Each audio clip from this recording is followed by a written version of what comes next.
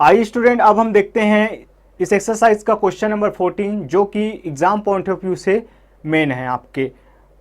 तो किसी समांतर श्रेणी का 12वां पद उसके 5वें पद से 14 अधिक है। एक समांतर श्रेणी है, उसमें एक कौन सा टर्म आ रहा है, आपका 12th टर्म आ रहा है, और वो जो 12th टर्म है वो क्या है, अपने 5th टर्म के, इसी श्रेणी के, इसी सीरीज के 5th टर्म से कितना मोर देन है, वो 14 ज़्यादा है, तो 14 अधिक है।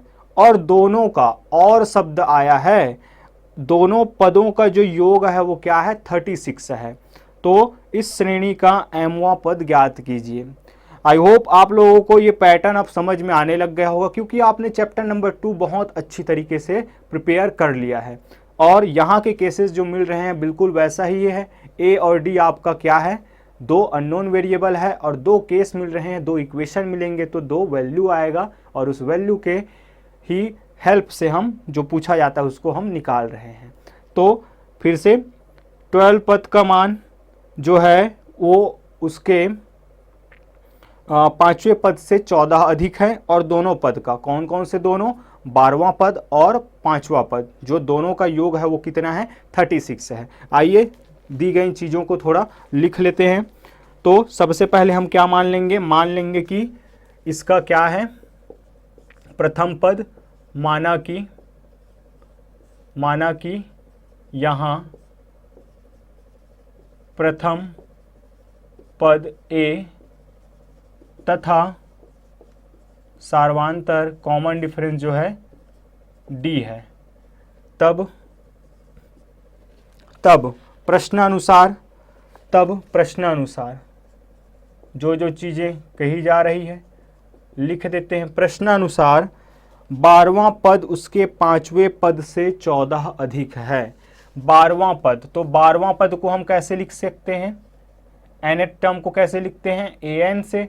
तो 12वां पद जब n का वैल्यू है तो क्या लिखूंगा मैं, a12 जो है अपने 5वें पद, तो a5 से कितना अधिक है, 14 अधिक है, ये क्वेश्चन का कहना है। और तथा और क्या बताया जा रहा है कि दोनों पद, ये जो पद हैं 12th टर्म है और 5th टर्म है, इन दोनों का जो सम होता है स्टूडेंट वो कितना आ रहा है, 36 आ रहा है। a12 plus a5 is equal to 36।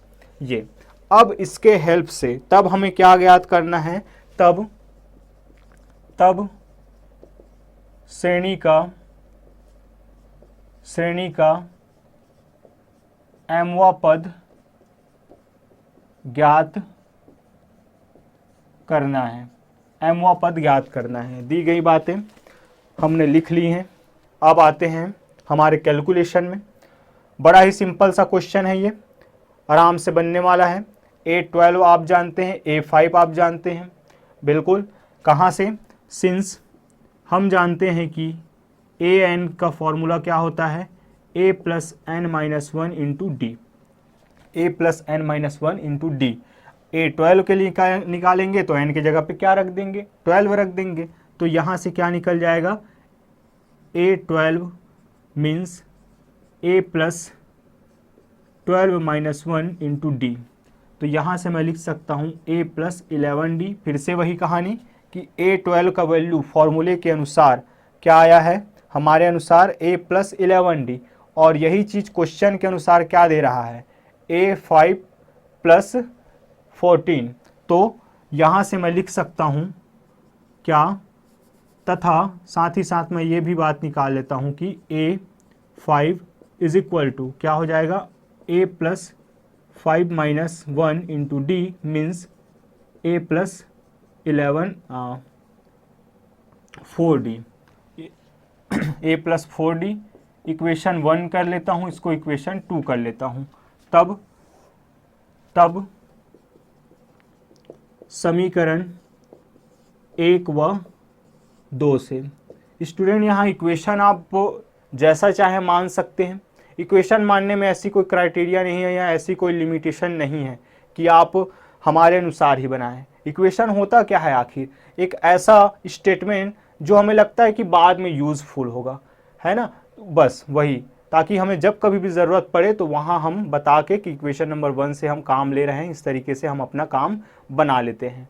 तो सिंपल सा है। अब इक्वेशन नंबर 1 से हम दोनों को क्या कर लेते हैं, इक्वेशन नंबर 1 अब किस रूप में दिखाई देगा, a12 की जगह क्या लिख सकता हूँ मैं, a + 11d, a + 11d plus equal to, यहाँ से a5 की जगह पे क्या लिखूँगा मैं, a + 4d और प्लस 14, समीकरण 1 से ये सॉल्व होगा तो ये सभी इधर रह जाएंगे, तो क्या हो जाएगा, ये हो जाएगा आपका a + 11d minus a minus 4d is equal to 14, यहाँ बचा रहेगा, a से a कैंसल, यहाँ से हो जाएगा 7d इज इक्वल टू 14। इस तरीके से d का मान आ जाएगा आपका 2, d का मान क्या आ जाएगा 2, क्योंकि 7 जब इसके नीचे में जाएगा तो 14 कितने बार में आता है, 7 के टेबल में 2 टाइम्स में आ जाता है।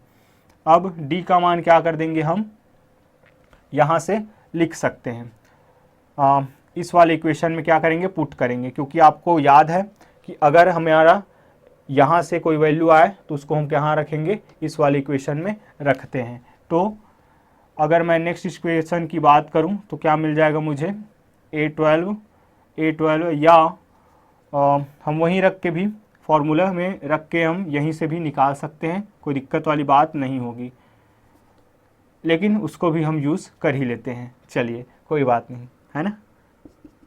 तो यहाँ से क्या हो जाएगा, a + 11d plus a + 4d, a + 4d is equal to 36, a का मान हो जाएगा 2a, a + a 2a plus 11 + 4 15 और d का मान है आपका 2 इज इक्वल टू 36।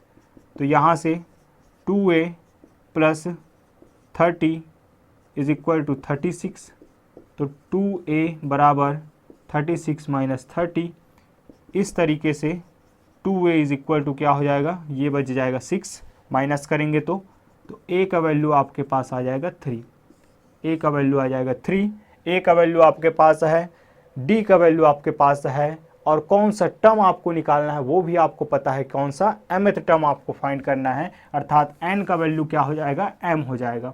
अतः mवां पद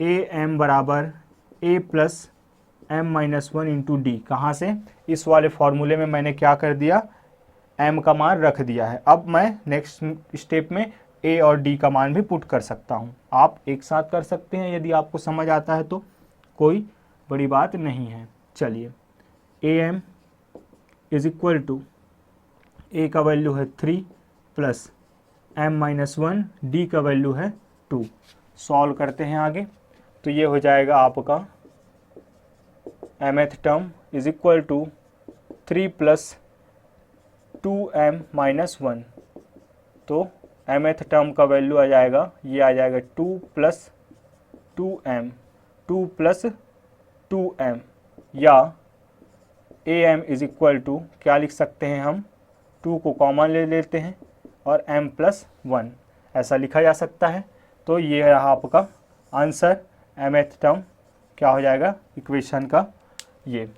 चलिए एक बार ज़रा मैच कर लेते हैं कि क्या आया है आंसर, फिर हम बढ़ते हैं आगे। 2m + 1, 2m + 1, फिर से कहाँ मिस्टेक हो गई, अच्छा यहाँ पे 2 हो जाएगा, तो यहाँ पे क्या हो जाएगा 1, और इस तरीके से ये हो जाएगा 2m + 1। चलिए बिल्कुल 14 नंबर क्वेश्चन है, अपने आप में बहुत ही अच्छा क्वेश्चन है, क्योंकि 2 कंडीशन दिए गए हैं और दोनों ही कंडीशन में आपको इसे में mth टर्म फाइंड करना है। बढ़ते हैं आगे स्टूडेंट और देखते हैं हम एग्जांपल क्वेश्चन नंबर 15 को, जहाँ पे लगभग इसी पैटर्न का एक और क्वेश्चन आपको मिलने वाला है।